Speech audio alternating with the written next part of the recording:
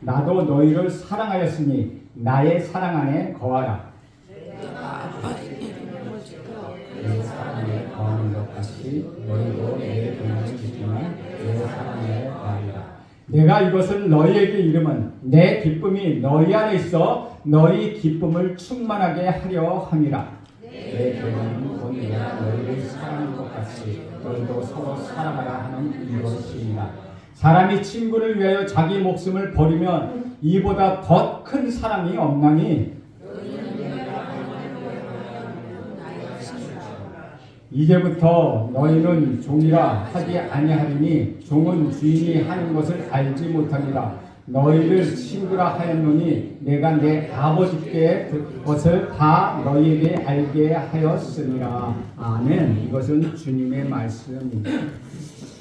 우리 예수님께서 사랑하는 제자들에게 포도나무 비유로 가르치시며 자기의 가지에 풍성하게 열매를 맺게 하는 방법을 두 가지를 말씀해 주셨습니다.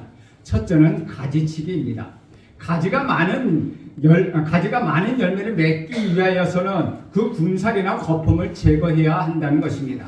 마찬가지로 우리 비전이나 믿음에도 거품 현상이 있을 수 있습니다. 스스로 믿음이 있는 것으로 착각할 수도 있습니다. 그런 거품 현상이나 착각은 실제가 아니라는 것이죠. 우리 하나님께서 열매를 맺지 못하는 가지는 과감하게 꺾어 버리신다고 말씀하셨습니다.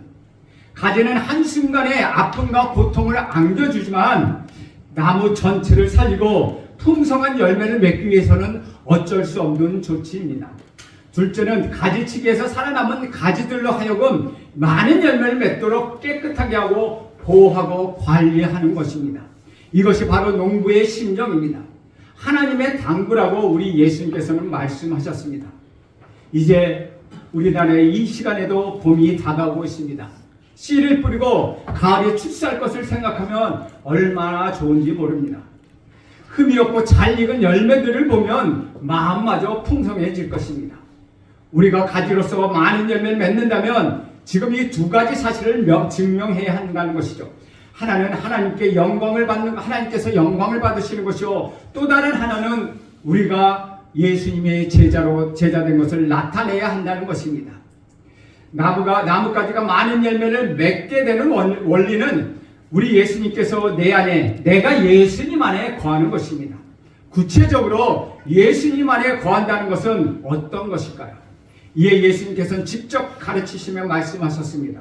9절 말씀입니다. 우리 함께 읽겠습니다. 시작. 아버지께서 나를 사랑하신 것 같이 나도 너희를 사랑하였으니 나의 사랑 안에 거하라. 우리 예수님 안에 거하는 것은 예수님의 사랑 안에 거하는 것임을 알 수 있다는 것이죠. 예수님 안에 거하는 것은 예수님과 접촉해 관계를 맺고 예수님의 보호와 예수님의 능력을 받는 것을 의미한다는 것이죠. 다시 말하면 예수님 안에 거한다. 그것은 예수님께서 해석하신 대로 우리 예수님의 사랑 안에 거하는 일이라는 것입니다. 예수님이 사랑 안에 거하는 것은 매우 중요한 일입니다. 왜냐하면 우리 예수님의 사랑은 죄책감과 상처투성이인 우리의 영혼을 회복시키시고 우리를 자유하게 하시기 때문이라는 것이죠. 우리가 예수님의 사랑 안에 거한다는 것은 예수를 위해 사역하고 헌신하고 봉사하는 것, 그것을 말하는 것은 아닙니다. 우리 예수님의 사랑을 먹는 것, 그것을 말하고 있는 것이죠. 그럴 때 우리 상한 영혼이 치유되고 우리 영혼이 회복되는 것입니다. 만약 사람이 병에 걸린다면 아무 일도 할 수 없습니다. 환자에게 가장 중요한 것은 직장이나 사역이나 비전이나 봉사나 헌신이 아니라 속히 그 병을 낫게 하는 일입니다.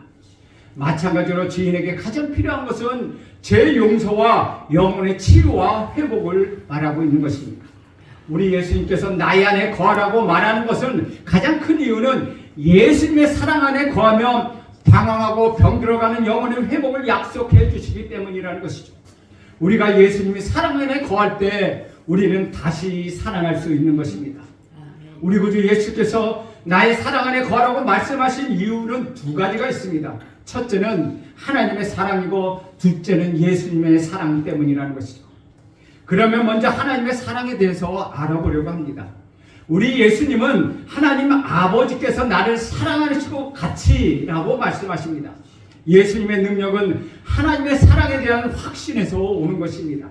세상에서 가장 큰 능력은 사랑 그 자체에 있는 것이 아니라 누구로부터 사랑받고 있느냐라는 확신에 주위 사람들이 믿어주고 사랑해주고 있다는 그 믿음에서 오는 것이라는 것이죠. 하나님은 사랑이십니다. 하지만 그런 말로써 우리 삶의 변화를 일으킬 수는 없다는 것이죠. 하나님께서 사랑해 주신다는 그 믿음 때문에 우리는 위기나 고난에서 탈출할 수 있게 되는 것입니다. 우리 예수님께서 우리를 사랑하신 것은 하나님 아버지의 사랑을 확신하고 있는 것으로부터 출발한다는 것이죠.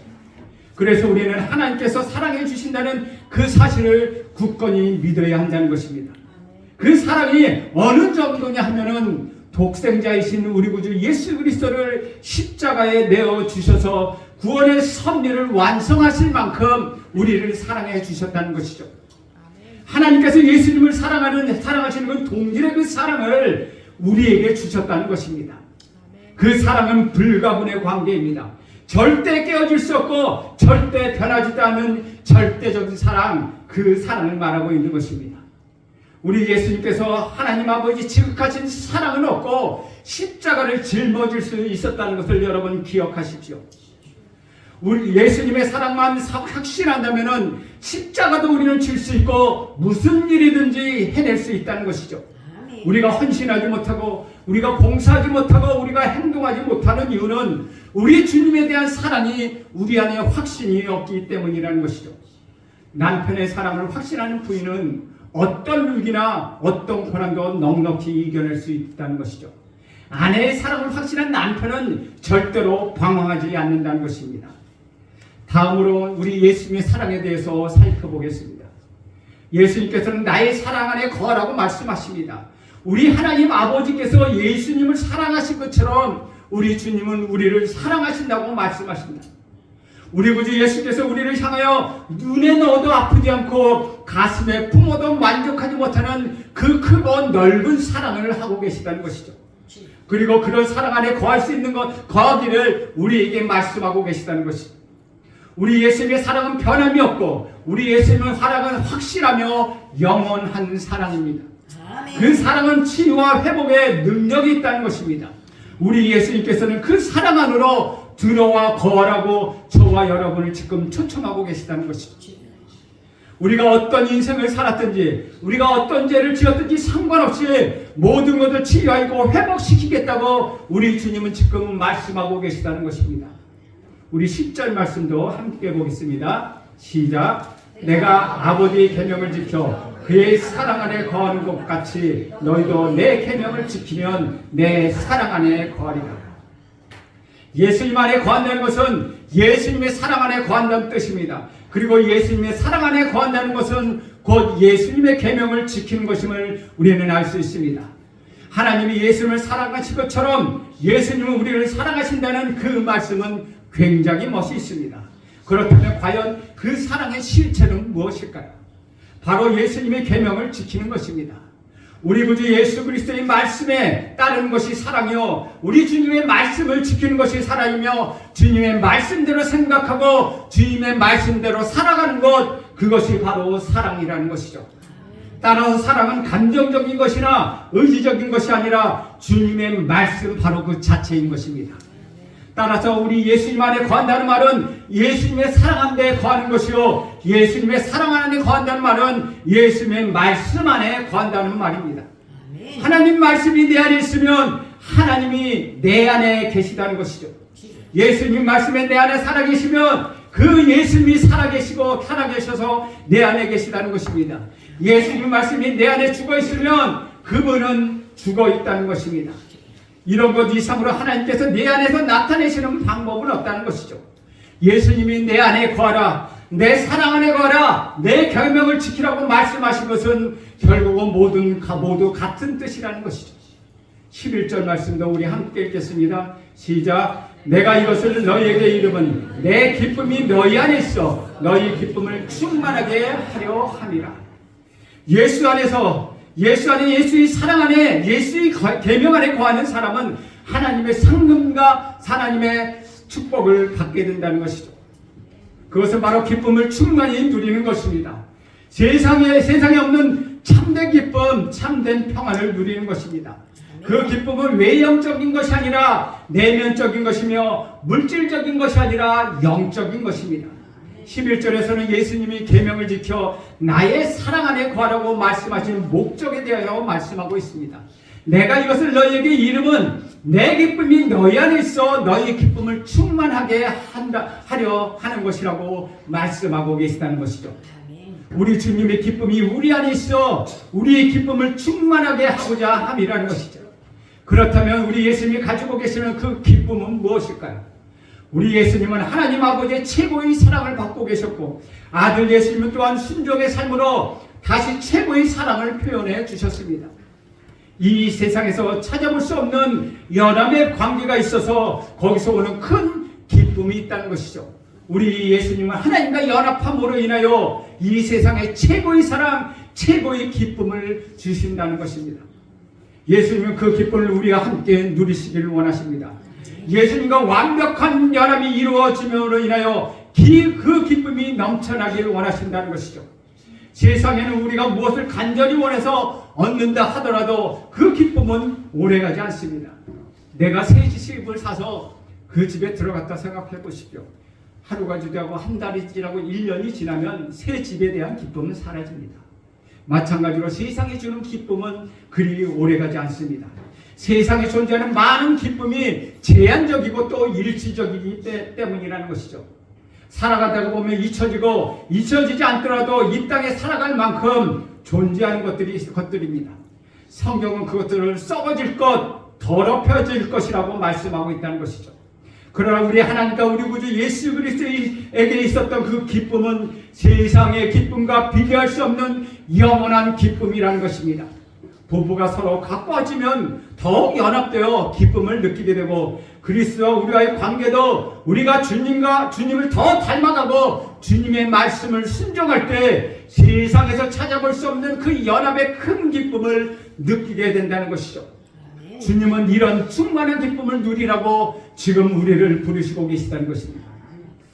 사랑하는 여러분 그 기쁨을 누리시기를 원하십니까?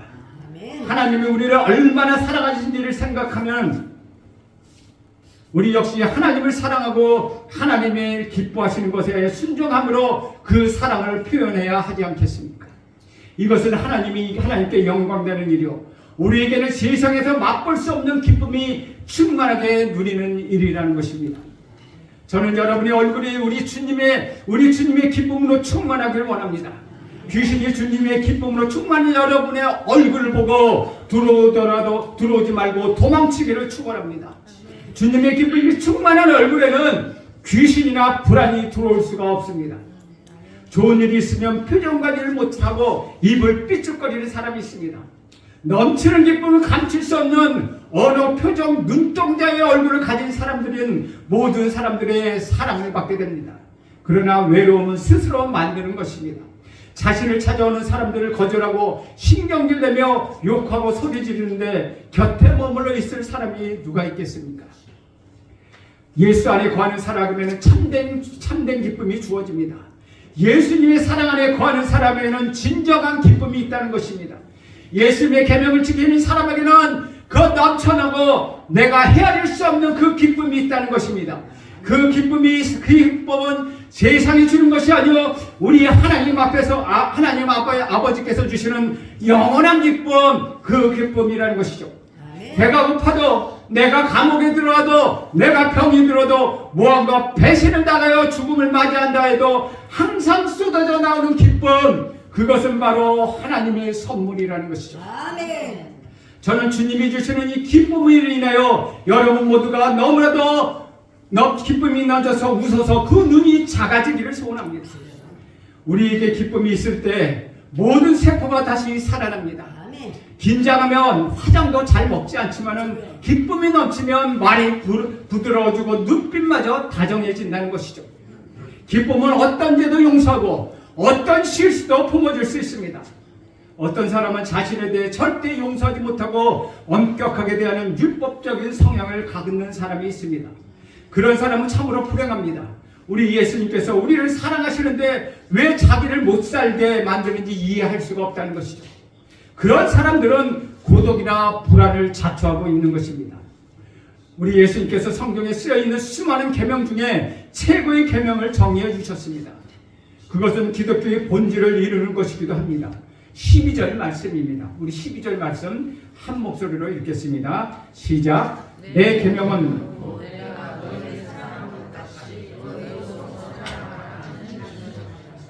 신구약 성경 전체를 녹여서 한마디로 정의한다면 바로 사랑입니다. 하나님은 사랑이십니다. 우리 예수님은 우리를 사랑하십니다. 그것은 곧 십자가의 사랑을 가르치는 것입니다.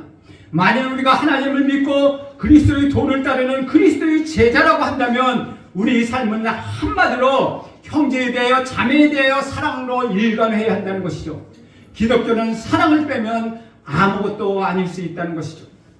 요즘 사람들은 사랑 대신 권력을 택하는 경향이 있습니다. 가정, 직장, 사회 등에서 권력을 가지려 합니다. 권력이란 자신의 영향력을 많이 발휘해 남을 지배하려는 힘을 말하고 있습니다. 따라서 자신의 말 한마디로 모든 일을 이루려고 합니다. 그러나 우리 예수님께서 하신 말씀하신 최고의 계명은 서로 사랑하라 하신 것입니다.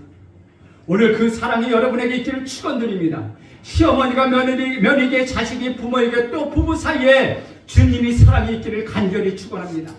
실수나 허물에 대해서도 서로를 사랑하고 극복하면서 모든 문제들에 대해 얼마든지 해결할 수 있음을 믿으시기 바랍니다. 사람이 위대한 까닭은 모든 것을 포기하고 희생하며 용서하기 때문이라는 것이죠. 사랑은 순결하게 능력을 나타낸다는 것입니다. 13절, 14절 말씀도 함께 보겠습니다. 시작. 사람이 친구를 위하여 자기 목숨을 버리면 이보다 더 큰 사랑이 없나니 너희는 내가 명령하는 대로 행하면 곧 나의 친구라. 예수님께서 국가나 부모에 대한 사랑을 최고의 사랑이라고 말씀하지 않았습니다. 친구를 위하여 목숨을 버리면 이보다 더 큰 사랑이 없다고 말씀하십니다. 그러나 요즘 세상은 친구를 위하여 목숨을 거리기는커녕 친구를 상대로 해서 사기를 치지 않았으면 하는 마음을 들기도 한다는 것이죠. 사기꾼들은 자세히 살펴보면 가장 친한 친구, 가장 가까이 있는 사람들을 상대로 사기를 치는 경우가 많다는 것입니다. 흔히 우리는 부모나 자식을 사랑하기를 당연한 것으로 여기지만 친구 사랑하기는 어색해합니다. 그러나 예수님께서 친구를 위하여 목숨을 버리는 것이 최고의 사랑이라고 지금 말씀하시고 계시다는 것이죠. 곧 예수님께서 우리를 위하여 자신을 버리신 진정한 친구라고 말씀하고 계시다는 것이죠. 15절 말씀 함께 읽겠습니다. 시작. 이제부터는 너희를 종이라 하지 아니하리니 종은 주인이 하는 것을 알지 못합니다. 너희를 친구라 하니 내가 내 아버지께 들은 것을 다 너희에게 알게 하였습니다. 하나님께서는 우리에게 예수님께서 지금 우리를 친구라고 말씀하신다는 것이죠. 하나님과 우리는 주인과 종의 관계가 아니라 친구의 관계라고 말씀하시는 것입니다. 주인과 종은 상하 관계이며 일방적인 관계이고 자의적인 관계이며 의무만 있고 특권이 없는 관계입니다. 또 예수님께서는 종은 주인이 하는 것을 알지 못한다고 말씀하십니다. 그런데 예수님께서는 우리를 종이라고 말씀하시지 않고 너희는 나의 친구라고 말씀하시는 것입니다. 하나님께 대한 개념의 대혁명을 이루신 것입니다. 우리는 사람과 친구 관계를 이룰 수 있지만 신과는 친구 관계를 이룰 수 없다는 것으로 알고 있습니다. 그러나 하나님께서 사람에게 친구가 되어 주셨다고 말씀하십니다. 예수님은 신에 대한 개념을 친구의 개념으로 바꿔주셨기에 인간과 가까이 하실 수 있는 것입니다. 하나님에 대한 진정한 개념은 친구 관계라는 것입니다. 우리 하나님은 아브라함에게 너는 나의 벗이라고 말씀하셨습니다. 하나님과 가까워지면 하나님은 친구의 개념으로 대하게 된다는 것이죠. 친구 관계는 수직 관계가 아니라 수평적인 관계입니다. 친구 관계는 일방적인 관계가 아니라 쌍방적인 관계입니다. 의지에 따른 선택이 있는 자유로운 관계입니다. 의무와 동시에 특권이 있는 관계입니다. 예수님은 우리에게 친구라고 불러주셨습니다. 일방적으로 섬기는 주인과 노예의 관계가 아니라 서로 사랑을 나누는 인격적인 관계라고 확장해 주셨다는 것이죠. 지금 이 순간에도 우리 예수님은 저와 여러분에게 나의 사랑 안에 거하라고 말씀하십니다. 하나님이 여러분을 먼저 택하셨고 먼저 사랑하셨다는 사실을 여러분 잊지 마십시오. 하나님이 예수님을 사랑하신 것처럼 예수님도 우리를 사랑하셨습니다. 그리고 여러분은 종이 아니라는 것입니다.